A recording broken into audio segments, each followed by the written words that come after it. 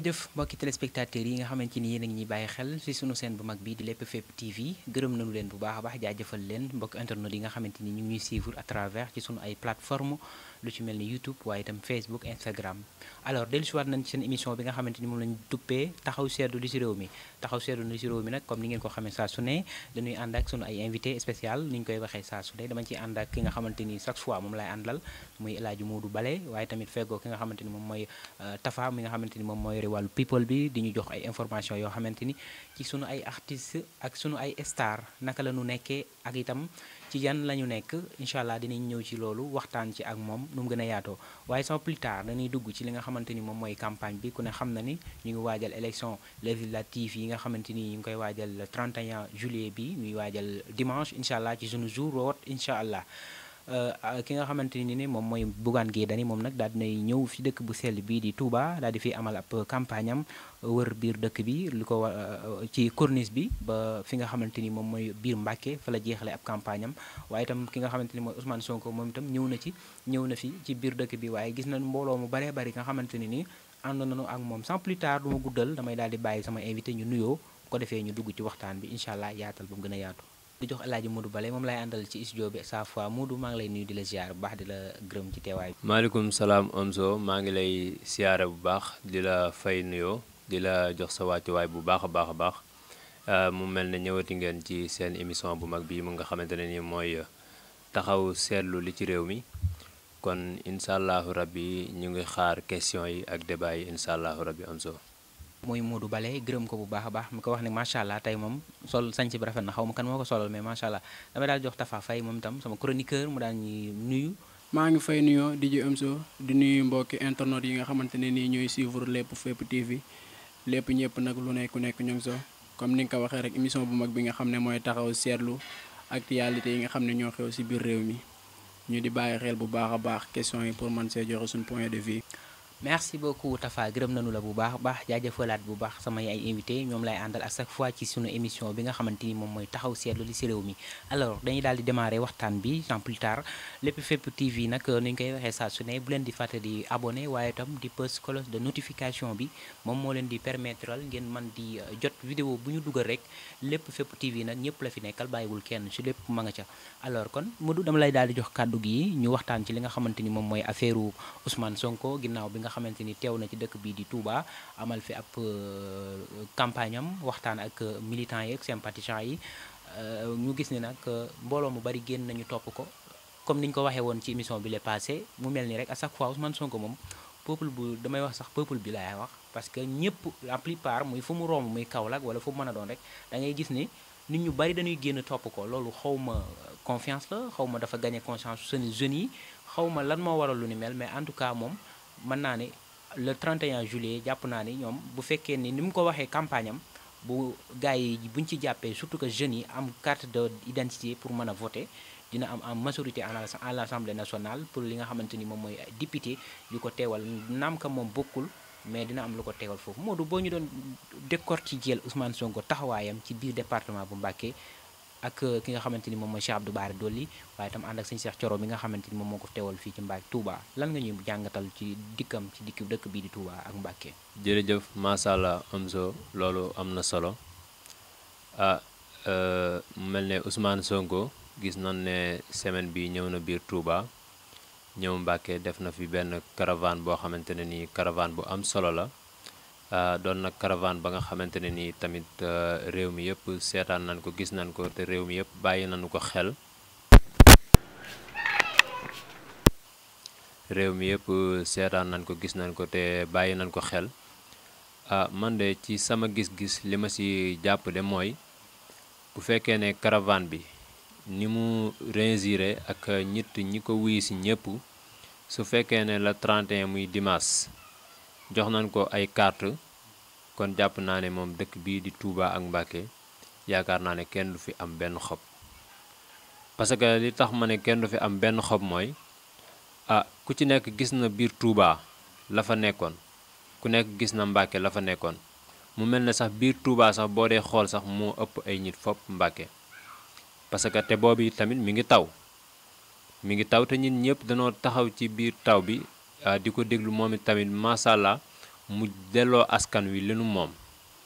ndaxte lim def dafa jafe ndaxte taw am nga taxaw ba ànd ak public bi ngeen di wër di def seen caravane te muy taw affaire bi metti trop moom tamit ndeysaan mu ànd ci ak Serigne Bara Dolly ak Abdou Mbacke Ndaw nekkal ko fii ci Mbacke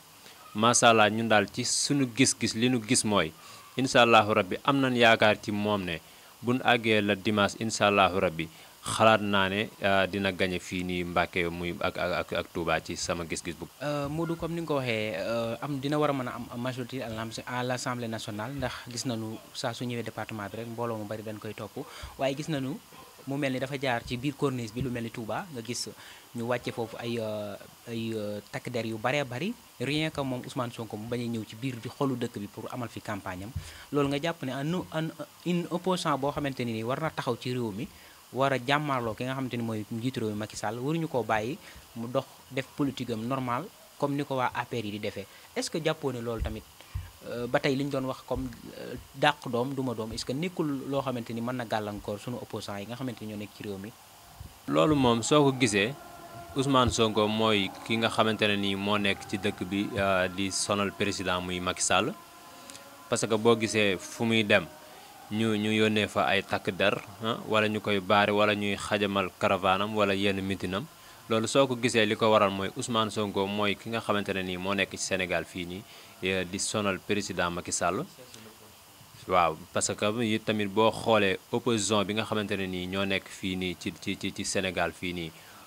Ousmane Sonko moo leen jiite nga bañ ko ak nga nangu ko moom moo nekk ki nga xamante ne nii mooy tête de liste bi moo nekk ci kanam kon kooku noonu il faut que état. du ko may jàmm du ko may salaam mais tamit Ousmane Sonko am na fit te ragalut parce que boo gisee ay caravanam ni muy ànde ak xale yi ànd ko ak mbooloo mi dem ci dëkk bu ne te nag Mbàkke ak Touba rek lan gis mais soo demee ci dëkk bi yëpp foo mën a dem ci Sénégal su fa demee même fi Macky Sall dëkk ak waa APR seeni dëkk sax su fa demee moom moo leen di ëppale nit ñoom ñi nga xamante ne nii ñoo dëkk foofu noonu am so waaw. Modou gis-gis boobu la ci amee moom nee na un opposant dañ ko war a bàyyi comme ni mu ko waxee mu def li nga xamante ni moom mooy liggéeyam normalement surtout que su génnee war a def campagne alors Tafa Faye dama lay jox kàddu gi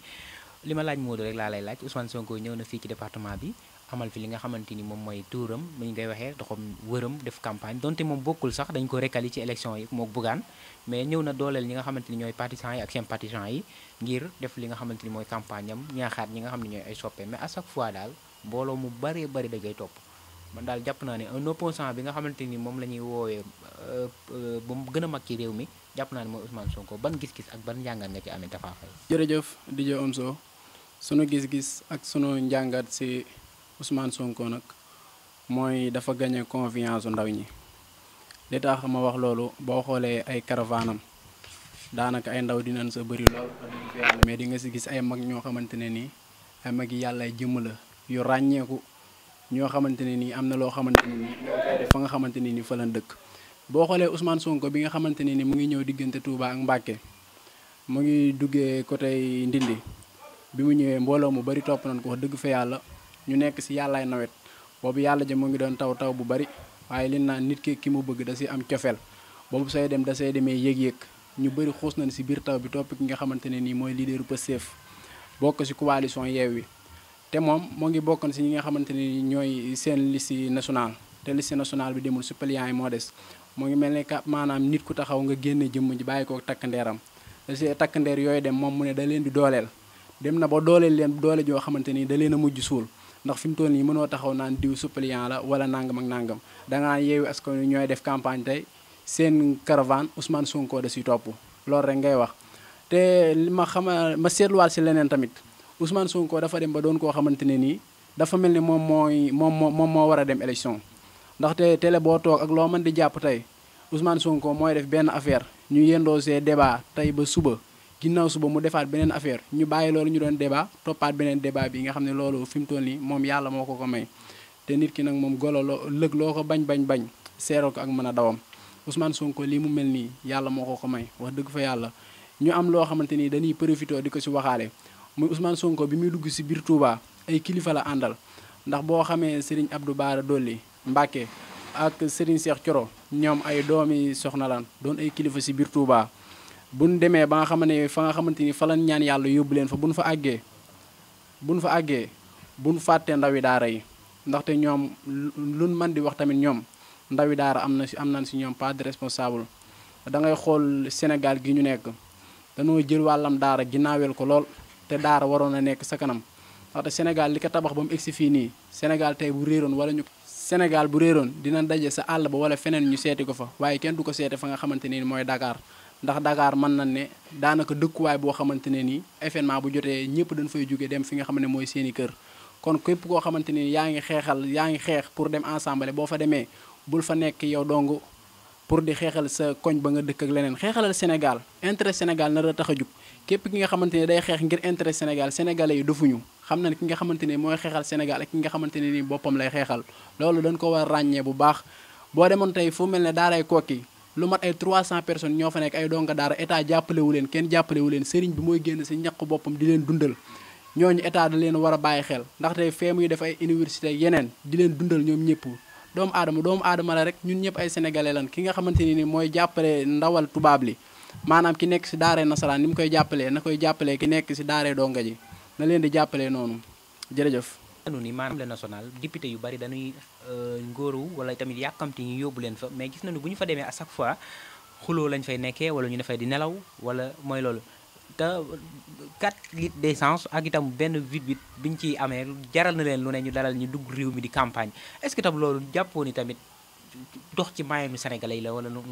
maanaam teew gi ñu war a teewal ca péncum ndaw réew ma est-ce que dëgg-dëgg ni ñu ko bëggee am na wala déet Tafa. ni ñu ko bëggee am na ndaxte ñoom ñu ngi bëgg pour dem assemblée nationale chaque weer bu dee ñu fay leen laa xamante ne ni moom lañ leen war a fay jox leen li ñu yellool te da ngay gis koo xamante ne nii fal nañ ko assemblée day woote lu bari wallaay ndeysaan du fa teg tànkam léeg-léeg da koy fekk Europe wala feneen ay Asie Amérique muy tourné nekk si yeneen te ne dafa bëgg a liggéeyal réewam loolu yi dinañ def taxaw seetlu boo xamante ne nii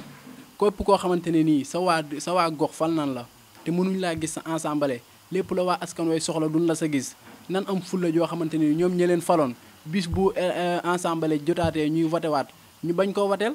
mais nekkul ne da ngay jël nit teg ko fa muy def lu ko neex di ko dunde moom ak njabootam yow ngay dund si toroxtaange gi nga daan dund démb ak bërki démb tey nga bëgg see continuer waat ñu lay seetaan si loolu yàlla baax na ba kañ nit ki su lépp lu mu nekk di sa tedd yow jéem a la nekk si loolu te tedd sa. merci beaucoup Tafa kontaan nañ gis nañu jàngat bi am na solo alors dañuy jàllaat ci beneen actualité mën naa ni itam bari na lool mais tamit dañ ciy laal yi nga xamante ni moom la sénégalais yi gën a suivre gën di ko bàyyi xel Ousmane Sonko ñëw na ci département bi waaye tamit Bougane moom itam daan nay ñëw ci département bi ngir amal fi moom itam ab campagne am donte moom itam dañu ko recalé ci élection yi waaye tamit gis nañu ni moom itamit ñëw na ngir jàppale militants yi ak sympathisants yi comme ni ko Ousmane Sonko defee ànd ak ki nga xamante ni mooy Cheikh Abdou Bara Dolly mi nga xamante ni moom itam nekkoon na député ci à l'Assemblée nationale mais jamono bi nekkutut député moom Cheikh Abdou Bara Dolly ak jafe-jafe yi nga xamante ni amoon na ko ginnaaw bi nga xamante ni kàddu yi nga xam ne yëkkati woon na ko ci président Macky Sall. dañuy daal di wax ci li nga xamante ni moom mooy ci wàllu people yi daal ci laal tuuti laata ñu dellusiwaat ci actualité yi affaire Nabou Dash xamante ni bàyyi nañ ko xel lool sunu ay artistes waaye tamit sunu ay star gis nañu mu def 4e wala 5e mariage am mu mel ni lan moo waral lu ni mel nga à chaque fois moom daf taar moom moo ko waral ñu koy takk wala itam. maanaam sénégalais yi ñoo bëgg nit koo xam ne dafa siiw wala itamit bari na ñoo xamante ni ñu ngi toog fii mais amuñu li nga xamante ni mooy alxayri Tafa est-ce que tamit loolu nekk na loo xamante ni lu doy waar la ban njàngat nga ci am. jërëjëf DJ Omzo kàddu yu rafet na lool waaye ñu wax si gi nga xam ne mooy mariage Nabou Dash nekkul loo xamante ne nii nag dañoo bett wax dëgg fa yàlla Sénégal nag mënoo topp benn nit bis bu seen nga naan ko heure ménage ñun li ñu yor si heure ménage bëri na te desal nañ ko suñuy rak ak suñuy xarit ñeneen ñoo xamante ne nii am nañ si seen wàll. bettu ma ndaxte moom bii mooy 5e fois te boo xoolee si takk bi am na benn koo xam ne géwélam sax lan ko mën a waxee bi nekkoo lay wax si takku Nabou Dash bi ndax bii mooy 5e fois muy def mariage. dane ya nga xamante ni njëkkoon na ko def yooyu répétition rek la ba dëgg fa yàlla dane yooyu répétition rek la man bi ma ko déggee sax xaw na maa def ay reetaan waaye moom Nabou Dash tamit wax na si ay kàddoom nee na sama mariage bii nii mooy doon bi nga xamante ne nii mooy mujj. est-ce que du ay waxam rek loolu. waaw mën naa nekk ay waxam waaye loolu la teg si loxoy askan wi te loolu tamit la gëmloo askan wi waaye da nga ñoo wax si ay kàddu lenn loo xamante ne nii da nga ne maanaam est-ce que nekkul ne sénégalais daa am ñoo xamante ne nii danoo am choix pour di ànd ak ay star waaw mën naa am na ñoo xam ne am nañu choix di ànd ak star mais doonul ñëpp ndax boo xoolee ku si mel ne international Sénégal muy Sadio Mané doon fierté Sénégal moom ban ko laajee si wàllaam maanaam takku jabar dane man du ma takk koo xamante ni dafa siiw wala koo xamante day génn si réseaux sociaux ak affaire yooyu noonu moom naam si mel bëri na ñoo xamante ni nii noonu lañ si mel kon moom Nabou Dash bu amee sens su jëkkër war naa am comportement boo xamante ni moom la koy téewee mais nekkul ne yàlla toujours mu lay tawar rek ngay bàyyi taw boobu noonu muy ndox mi wal te jéemoo see bay dara kon taw boobu du lay jural dara yàlla saabu la mayee xéewal jéem koo exploité ñu bëri jot si merci beaucoup. comme ni nga ko waxee rek maanaam à chaque fois sunu ay star nañuy bàyyi xel que ni sénégalais yi à chaque fois ñun sénégalais yi maanaam artistes yi nañuy bàyyi xel ni sénégalais yi ñoo leen di seetaan ba tax na ñoom bu ñuy duggati ci mariage nañuy moytu ndax sénégalais yi bu ñu leen suivre surtout sunu ndaw ñi dañuy jàpp ni ñoom 4e mariage rek mooy li baax te alors que nit ki da nga war a fidèle waaye tamit yam ci li nga xamante xamuñu nag lan moo ko waral xamuñu cause yi xamuñu exact mais nañuy bàyyi xel ci loolu te xam ni nit ñi ñoo leen di suivre bu baax a baax ba ñuy moytu di dugg ci yenn affaires yi ak mariage yu bari yi jàpp naa ne amul benn intérêt alors damay daal di jox Modou moom tam mu xoosal ñu ci people yi affaire Nabou Dash bi yow itam Modou nan nga ko jàngatee. jaajëf Omzo maa ngi lay ziare waat baax di wax ci lakka Nabou Dash waaw loolu moom ba mën nañ cee bañ a xuus mën nañ cee bañ a sori. parce que li tax mooy mën nañ cee bañ a xuus mën nañ cee bañ a sori mooy comme que am na ñeenti jëkkër yàlla dogal ñeenti ñi takk ko mu kii ak ñoom ba mu yàgg ñoom ñëpp mu tàggoo ak ñoom ba semaine bi mu amaat beneen jëkkër muy 5 xam naa daal li ma mën a wax daal mooy am na wërsëgu jëkkër parce que man gis naa fi ña nga xamante ne nii ba ñuy dund ba léegi am na ñeent fukki at te mënuñoo ah dama yaakaar ne dafa yor xaalisam di faye pour ñu koy takk loolu laa yaakaar ci sama xalaat bu gàtt rek laa jàpp nag parce que waaw moom dama yaakaar ne moom day takke parce que gis naa ne moom ak takkam sax bañ nañ ko ba gars yi ay millions yu bëri lañ koy jox est-ce que millions yooyu noonu gars yi ñoo ko am di ko jox dama yaakaar ne day def ak ñoom coalition di leen jox ay millions gars yi di ko takk pour moom daal li ma ko gisee daal mooy maanaam bës bi nga xamante ne nii chaque weer moom moo koy téye ci TikTok beeg yooyu laa yaakaar ne moom la gën a bëgg a téye daal est-ce que moom sax ñi ngi koy takk normal la loolu it jar naa laaj est-ce que ñi ngi koy takk normal dama yaakaar ne day jekkee-jekki rek ne Omzo takk na ma dem ba mu yàgg mu ne Omzo fase na ma dem ba mu yàgg mu ne Fallou Yàlla takk na ma dem ba mu yàgg waaw takku TikTok waaw nga xamante ne TikTok bi da ngay def sa live rek ne diw takk na ma génne say gros waaw def sa sañse bu rafet yaa ma gën a xam daal di kii mooy loolu noonu en tout cas am na sensu jëkkër man de moom bëgguma koo takk moom wax dëgg si yàlla mais sa waay juróomi góor juróomi jëkkër am ak moom lan non lan am ak moom lan ah luy loolu yow ku la takk weer nga ne takk na ma koy xam nga ne kooku kay sawaay dóor nañ ko moom bëgg de moo tax man kooku moom saay bu desee ci jigéen moom man c'est bon quoi man moom wax dëgg yàlla bëgguma koo takk moom waaw man moom doyal naa ci sëkk ak barke moom waaw yaa ma gën a xam en tout cas daal li ñu koy dénk daal mooy kii nga xamante ne nii moom la nekk nii muy juróomi jëkkëram na ci dee waaw jërëjëf macha allah comme ni mu ko waxee am na solo ñu bàyyi waale xel loolu rek parce que xam nga ni réseaux sociaux moom dafa xaw a doy waar parce que la plupart lañ cay def ak lan cay ñun li ñuy gis rek la ñuy xam quoi mais bul xam la ci biir parce que ñun artistes yi moom dañoo xaw a doy waar ci benn côté nañ ma baal waaye nag bu ñu dee def ay takku mariage ak yooyu ñu nañ ciy bàyyi xel xale yi nga xamante ni ñoo leen di seetaan dina ci am solo acca ñu jàll ci beneen sans plus tard waxtaanee leneen ci wàllum showbiz bi Wally Ballago Seck gis nañu muy may à chaque fois ay voiture ay oto comme ni ñu ko gisee gis nañ mu may benn oto fële ca Thiès ki nga xamante ni moom mooy bàjjan nag ko wax xam ko ci fecc ak yeneen yu ni demee lan moo waral lu ni mel xaalis la wala itam lan moo waral lu ni mel Wally Ballago Seck di jël oto di ko may koo xamante ni nii xëy na peut-être bi ñu la gisee yàggul lan moo waral lu ni mel ak man la wala muudu lan nga ci mën a jàngat. ok jaajëf Omzo loolu maa ngi la ci siyaare waat bu baax di ci sawar a tontu yi tamit xam nga nit soo amee sa alal jël sa alal di ko maye wala nga ciy def yenn yi am na ñi nga xamante ne nii dañuy jàpp ne da nga yàq xaalis wala ñu jàpp leen wala ñu jàpp leneen fekk na du demee noonu parce que mooy Wally Ballago Seck doon doomi Thione Seck kooku yàlla dogal na ne social moom daf koo téye ci loxoom waaw parce que réew mi moom bu dee social rek yaakaar naa ne kenn dàqu ko kon bu ñu gisee mu may bàjjan oto parce que le 25 bi passé muy ci soirée bi nga xam ne concert bi nga xamante ne nii moo amoon Thiès ci la bàjjan def ambiance ba pare rek ne ko Wally man nag dara indiwu ma fi dama bëgg nga may ma oto léegi boobu sax Wally Seck waxu ko benn affaire da ne ko rek yàlla baax na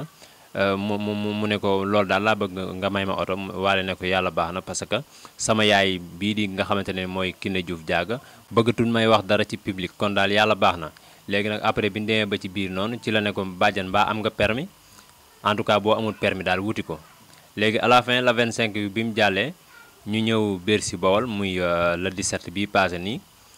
après bi à la fin bi bàjjan ñëwaatee yéeg kaw seen def ambiance am ba pare mu ne ko xam nga borom bu mu xong mais moom la ñuy wooyee Poko boo demee mu jox la caabi oto ful bi di toj nit ñi tàccu affaire yooyu noonu après à la fin 3 jours ci lañ gis bàjjan def sorti wone oto beeg yëpp def vidéo non yombut parce que Wally Seck ñaata musiciens ñoo nekk ci ñoom li nekk ci moom war naa mat ay 40 personnes te ñoom ñëpp ku ci nekk daf la jëndal oto 40 personnes yi nga xamante ne ñoo koy tëggal ba ci ay fecc kalam ki nga xam ne nii moo koy foral xaalis sax da koo jëndal oto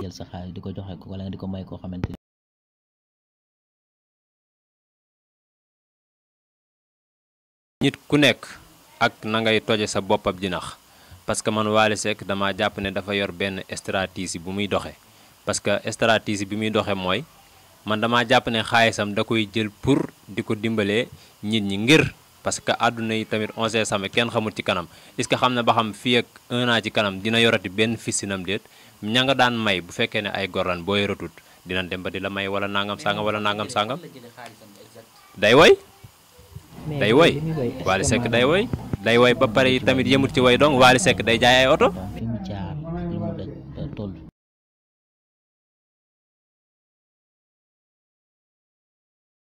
xam nga 2007 ak 2022 ay at yu bari la te woy dafa toll fa nga xamante ne nii léegi artistes yi nga xamante ne nii ñoom ñooy woykat yi génneetun ay album di ko jaay ci marché bi ay CD ay 2000 ak yooyu léegi ñoom defatun yooyu parce que artistes yi nga xamante ne ñoo fi nekk muy ay ñoom Wally Seck concert la ñooñu defatun ay album li ñuy def mooy dañuy tëgg concert nit ñi ñëw peuple bi ñëw góor ñi jigéen ñi fees fa del dagg billet 5000 billet 10 000 ba jëm kaw bi man table 1 million sax Wally Seck daf koy teg table 1 million 5 personnes rek ñooy toog ci table bi ñu tegal leen comme nii ñu fay 1 million parce que loolu tamit pour nga am ci xaalis te Wally Seck semaine bi ñaari yoon la ciy noppalu li ci des semaine bi yëpp da koy woy kon kooku war ngaa mën a maye bépp oto waaw luy loolu am na xaalis kay parce que këram gi mu tabax nii moom building de Faramareen këram gi lim ci dépassé ci xaalis ëpp na 1 milliard waaw ay centaine de milliards parce que kër gi am na lépp man moom boo bëggee dégg-dëgg man Wally Seck dong laay déglu mooy sama boykat man Faramareen laa waaw man Wally Seck laay cons moom laay déglu waaw Baye Serigne ñi ngi doon sama nijaay ju baax joo xamante ne nii Wally Seck ci koor gi la dem këram yóbbul ko benn son bu mu ko defal fi mu toog nii ci sensé la ko jox yére yi mu war a tourner clip ak yëpp ba pare na ko nag dama lay booleeg nit léegi nii bala ngaa génn ci kër gi da ngay tourner clip bi mu tourner clip bi à la fin la 17 bi passé nii bi Wally Seck yéegee Bercy Bawol def concert am ba pare def live am ci la ne Wally Seck Louraas Amady Badiane tey la lan ñu ne ko dimanche mu ne talaata na vidéo Baye Serigne bi génn à la fin man àllarba jot naa ci vidéo mi ngi nii sama téléphone waaw kon xam nga ne Wally Seck moom ci social lay dox ci lay yëngu. mais Modou comme ni nga waxee Amady Baye Serigne sa nijaay la xanaa normalement war nga mën a am koppar nag. non man moom yoruma dara damay sant yàlla rek waaw yaa ma gën a xam comme que yéen a ngi sama ginnaaw rek mel na ni yor naa dara quoi. en tout cas daal téléspectateurs yi ñuy seetaan. en tout cas daal man daal loolu laay wax ma Baye Serigne daal sama nijaay la sama lépp la Wally Seck daal ñun ñu ngi koy ñaanal bu baax a baax. fi mu waaw musique gu Bawol bi nag moom wax dëgg si yàlla moom parce que Bawol moom boo bëggee dégg-dëgg man fi laa dëkk mais amul musicien parce que boo seetloo musiciens yi nga xamante ni ñoo nekk ci kaw te non mais dëkk nu Bawol déggoo li ma la wax dama ne la Bawol fii nii amul musicien man fii nii benn musicien laa fi xam muy Dame Baye Xaal ma koy nuyu sama xarit la mi ngi bay waaram bu baax a baax a baax a baax mais nag dafa focus fii dafa mel ne ba mu ëpp il faut que nga dem Dakar nga régler ji foofu noonu rayante ak gars yi mais musique bi nag dafa am problème de problème bi mu am mooy soo amut aw fit nii pour nga jàll du yomb de gars yi dañuy fakk salante dañuy dóorante ay xeer gars yi dañ liggéeyante ak lu ne dañ koy def il faut que nga am fit waaw mais musique bi daf cee raw waaw jaajëf kontaan naa bu baax a baax. jërëjëf Modou kàddu yi am na solo leeralaat ñi nga xamante ni ñoom ñooy nekk ci département bi surtout que ñoom duñu ay musiciens départemental danoo war a génn exactement dem ci au niveau international bi nag pour xam ne ñoom danoo war a jaay seen image en plus seen li nga xamante ni mooy seen talent. alors Tafa Faye dégg nga kàddu yi nga xamante ni nii El Hadj Modou yi daal nañu koy yeggee sa njàngat ci kàddu yi nga xamante ni jot na ko fee wax sa xalaat. pellu kàddu yi nga xamante ne nii Modou yëkkati na ko fi mu doon kàddu yoo xamante ne nii neex naa déglu ndaxte teg na ko ci xam-xam te wax na li nga xamante ni tamit moom la xam wax na li nga xamante ni tamit képp koo xamante ni dégg na ko amul loo xamante ni mën nga ko see weddi loolu mooy booy wax li nga xamante ni xam nga ko da nga ci sawar pour nga xuus si wax dëgg fa yàlla. maanaam wàllu musique ci côté Bawol gii nii mën naa dem mais si ni koy demelee dafa jafe ndaxte loo gis dafa am yoon am ay tànk boo xoolee côté Bawol seen musique li nga xaw a tardé lu bari dama koy wax mënoo ne da ngay def musique jamono dafa tolloon foo xamante ne nii danga daan woo nit ñi ñu géewal la buñ la géewalee nga def li ngay def ñëpp siifur la mu neex mais fi mu toll nii musique dafa toll foo xamante ne nii da ngay dugg ci plateforme yi bépp nag bul xeeb dara muy TikTok YouTube Instagram Lomotif lépp Twitter bul xeeb dara mais da ngay ne yow maa ngi def musique mais ci sama koñ laa ko kal fa laa nekkee da nga di nga am li nga bëgg mais ci sa koñ nga ko mën a amee est-ce boo nee damay def musique pour ñëpp déglu ma yow li ngay wax boo waxee ba pare seen waa koñ ñoo lay déglu sa kër ak kër gi nga dendal yow xanaa ñaari kër yooyu dong ñooy doon sa fansi merci boo bëggee def musique internationale da ngay génn mais musique internationale tamit mënoo koo def ne man ci sama langue bi nga xamante ne nii langue wolof la toujours si laa koy jéem a kal force nga jéem a oser dara jéem a trouver leneen donte mënoo sax nga jéem ndaxte toq moo gën yurit mais bul ne damaa bëgg a def musique internationale bëgg koo kal fii nii rek dina am loo xamante ni tamit dinaa ko wax ci waykat yi damay dégg toujours ñu naan Wally Seck moo dàq way Sidi Diop moo dàq way nangam damaa bëgg xam ne bu dee ci Sénégal fi mu toll nii képp kuy way Pape Diouf moo dàq way ndax way ci bind la waaw da ngay déglu ma ñëw rek way ci bind la waaye képp koo xamante ni yaa ngi concert di def show di feesal Wally moo la ko dàq xanaa li ma wax leer na mais képp kuy ambiance tamit Sidi Diop dafa mën a ambiance waaw ñett yooyu moom maa la ko jox bu dee wayale rek ngay bind déglu loo xamante ne dina la yee Pape Diouf da koo man écriture dafa am solo loolu Pape Diouf da koo man waaye képp kuy mbalax ñëpp jug di fecc Wally Seck moo ci man loolu man maa ko wax te man la engagé sama xalaat moom laa wax oui merci. bala ma daaneel sax damay wax ci bàjjen tuuti ndax suur bi nga xamante ni damaa seetaan concert boobu mooy bi mu naan Wally damaa bëgg oto laa bëgg man loolu noonu seetaan naa ko wax dëgg fa yàlla bi ma ko seetaanee Wally naan ko dan ma aaye maye ci public waaye lu man de xew daal wutil permis maa ne segam dañ koo tere maye ci public mu ne ko wutil permis xanaa may na ko ci public bi loolu laa gis xam naa fan ci Wally ne duñ ko nangu waaye sa public ba la ko mayee du si ànd ak man waaye sa public bi daal la ko mayee. d'accord xam naa Modou du d'accord ak yow mais tamit noonu la ku ne ak sa gis-gis ba ci sax internautes yi nga xamante ni ñu ngi seetaan ñoom tam mën nañu def seen ay commentaires ci suuf tamit ñu bàyyi leen xel pour mën a jël seen ay thèmes alors dañuy daal di dem ci duñu jeexal waxuñu ci affaire Fata bi ak ki nga xamante ni moom mooy Nit Doff bon Tafa sa njàngat ci ñoom ñaar seen diggante. loolu dinañ sawar pour wax ci loolu ndaxte boo xoolee diggante Fata ak Nit Doff dañ ko invité woon benn émission fan yii nii passé muy lu yaatu si la xamalee ne ki nga xamante ne ni mooy Fata dafa xaw a complexe ndaxte bu demee fi nga xamante ne ni mooy bitim réew wala mu dem si yenn émission yi dafay nekk di làkk ay anglais ak affaire yooyu noonu mais boo xoolee man si côté boobu noonu du ma si ànd ak ki nga xamante ne nii mooy Nit Doff ndaxte moom boo xoolee ndaxte moom bi mu waxee loolu sax si ngoon gi Nit Doff Fata dafa génn tontu ko ndaxte Fata moom lépp loo ko wax moom daawul tontu mais bii dañoo gis ñu wax koo wax rek mu génn tontu moom bi muy tontu xamal na ko ne ko yow Nit Doff bi ngay ñëw dangaa ñëw indi say scène ak say di dem si gaar yeeg ay raay yeeg affaire yooyu noonu di def ay vidéo te boo xoolee loolu ni Fata am na pas de responsable pour def loolu noonu ndax buñ la invité émission yow maîtriser nga langue wolof maîtriser français espagnol yëpp bu am nga droit nga wax si loolu kenn terew la ko mais c'est complexe kay mu ngi tàmbalee yow nga doon sénégalais doon dirisil sénégalais nga ñëw changé sa profil yow bi ngay door a dugg si hip hop dangaa ñëw indi takkoo ay scène simple nii dangaa dem nga takk scène yu ngand yooyu di dem si moto yooyu yéeg si ay gare ay train affaire yooyu noonu pour jaay sa profil la si day ak ki nga xamante ni day toog si émission di làkk anglais la si day ñaar ñooñu kan moo si gën a doon complexe yi ndaxte ñoom ñaar seen diggante doon na loo xamante ne nii dafa yàgg ndax boo xoolee nit dof nekkul ne moom Fata rek la mosu def lii amoon na fee problème moom ak Canabasse ba fekkoon ko si kaw concert muy peley mu bumax ko nit dof nag moom te jamono yi nga xamante ni Pacoté mu ngi fi woon dem si yàlla na ko yàlla yërëm te xaare ko àjjana Pacoté ba mu fi nekkee da daan politique daan ànd ak Ablaye Wade ba muy def loolu noonu kii nga xam ne mooy nit dof ŋàññoon na ko te fi mu toll nii nit dof mu ngi politique mu ngi ànd ak Ousmane Sonko loolu sénégalais yëpp xam nañ ko dañ koy invité fépp moom mu koy wax te mënu koo bañal ba si marché yi nga xamante ni da koy def fépp moom da koy teewee moom nit dof waaw mu doon loo xamante ne nii dafay yaatu si li nga xam ne mooy rap Galsen hip hop Sénégal ndaxte damaa déggoon benn rapport di wax lu am solo naan làmb moo baaxoo coow ba mbëri bu ñuy dem di xëppoo am soow mais coow loolu mu baaxoo woon nag moom làmb dafa wëlbati ko mujj ñëw si ñoom rapport yi ndax boo xoolee fan yële passé Ngaaka Blindé son bi nga xamante ni moom la génne ànd seeg am bongo VIP yi bi mu ko dugalee si guddi gi Haykil dafa dem si commentaire yi ne lii de man maa ko fi njëkk a def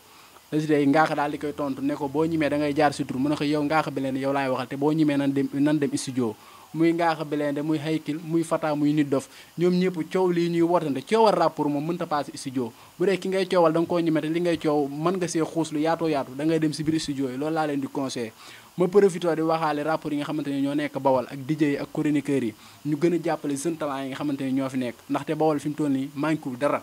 boo xoolee way am na fi rapport footballeur mbalax man lépp am na fi mais lan mooy problème bi ba mënuñu leen a dégg fi ñuy dégg seen morom bi dañoo amul koo xamante ni moo leen jàppale si côté rap nag man si laa sañ a wax ndaxte mooy li nga xamante ni moom laa ëpp lu may suivre. est-ce que Tapha mënuñoo demal seen bopp sans plus tard ñuy xaar leen di jàppale.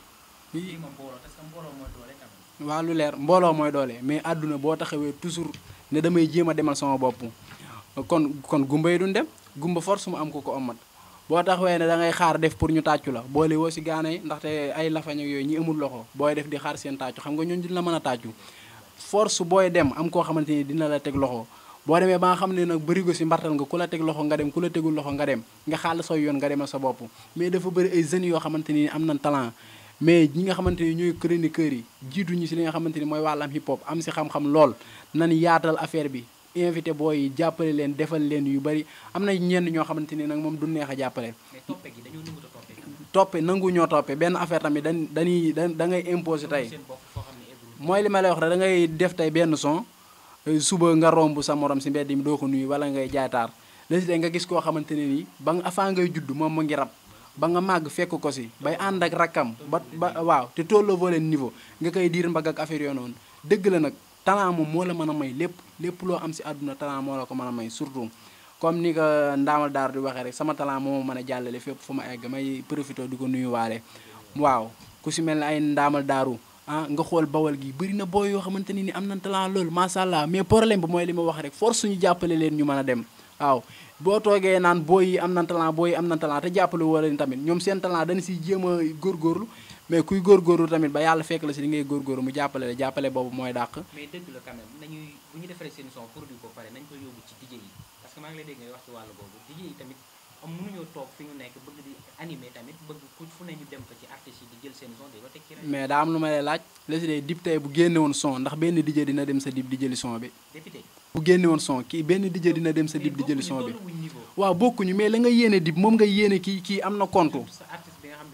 waaw moo nekk si niveau départemental bi am na compte ba yoo xam nga ko duggal sa compte ba nga wàcc son bi nga tegal ko mais bul xaar ne kii nii yow yaa ko war a jàppale mu dem ndax bu demee fierté lay doon waaw léegi ki dëkk Bawol gii nii bu demoon fu mu mën di am lu mu fa mën di gagné danaan Bawol la waaw bu ko gañee bitim réew dañ naan Sénégal moo gagné bu ko gañee si biir Sénégal dañ naan Bawol moo gagné kon nañuy bàyyi loolu xel toujours tey nii jàppalante suñu biir waaw di rafetlu émission bu baax nag.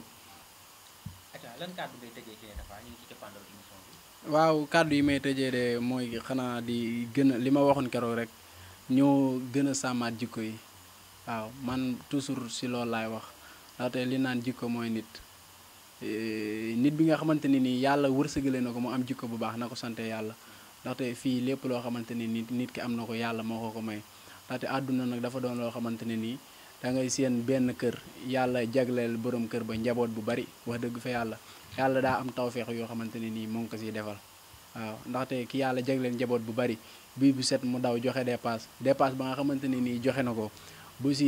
nu si añee reer si la nga xamante ni mooy des sa poosam bu xëyee dépasse la koy joxe waat kon kooku yàlla da koo nattoo ak njaboot waaye njaboot gam ko nattoo mën na ko si génneel benn bant boo xamante ne nii bu ëllëgee mën naa yor askan wala mu yorom réew kon lépp na ni xoolaat suñuy jikko tey defar jikko yi bu baax lépp loo xamante ne nii dal na la nga sante ko yàlla xam ne yàlla moo nam lii si yow lépp loo xamante ni tamit dal na sa morom nga xam ne sama morom mii lii ko dal yàlla moo ko nattoo lii nii mu dal ko waaw lépp nag si jikko la rek sa jikko ji bis boo ko tàggatee li nga xamante ni tàggat nga ko bëgg si di si dund toujours loolu yàlla bu la wërsëgalee loolu di nga si mën di dem bu baax ñuy sant ñëpp di gërëm ñëpp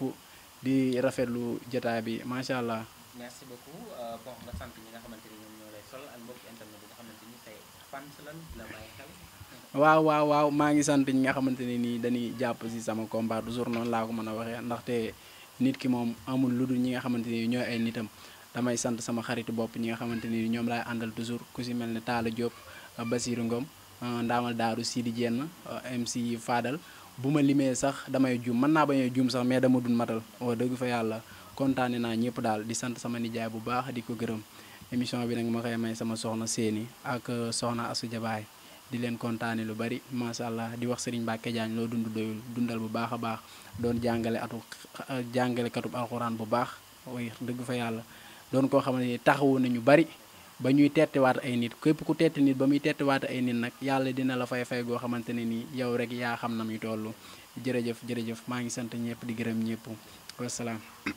merci beaucoup Tafa Faye sama chroniqueur à chaque fois lay àndal moom ci émission bi nga xamante ni mooy taxaw seetlu di ci réew mi gërëm nañu ko bu baax a baax ci ay jàngatam yi nga xamante ni indil nañu ko jikko mooy nit nañu bàyyiwaat xel suñu ay comportement surtout dinañ ciy ñëwaat damay jox sama ki nga xamante ni moom mooy Modou moom itam sama chroniqueur la Modou leen kàddu ngay tëjee ak ñi nga xamante ni ñoom ngay jaajëfal surtout say fans ñi ngi lay bàyyi xel ci chaîne bu mag bi di Lepp Fépp TV. jërëjëf Amzo maa ngi rafetlu débat bi émission bi macha allah am na solo ndax émission bi nga xamante ne nii mooy taxaw seetlu li ci réew mi moom la Sénégal di bàyyi xel moom la Sénégal di déglu kon ñi nga xamante ne nii ñoo ni seetaan di nu bàyyi xel bi nga xamante ne nii moo nekkoon deuxième numéro bi macha allah xam naa ne dina leen neex kon ñi ngi leen di sant di leen siyaare di leen gërëm di ñaan yàlla defal leen jàmm yéen ñi nga xamante ne nii yéen ñuy seetaan dinu topp ndax ñu nekkaluñ fi suñu bopp yéen lañ fi nekkal dañuy xool leen neex rek ñu indi ko waxtaane ko lépp loo xamante ne nii tamit juum nañ ko ci rek ñu ngi koy jéggalu bu baax a baax waaye lu si jub rek dañ koy jël lépp delloowaat ko yàlla suñu borom te xam ne yàlla moo ko dogal. waaw macha allah waaw dañuy woowaat sponsor yi rek ci émission bi nga xamante ne nii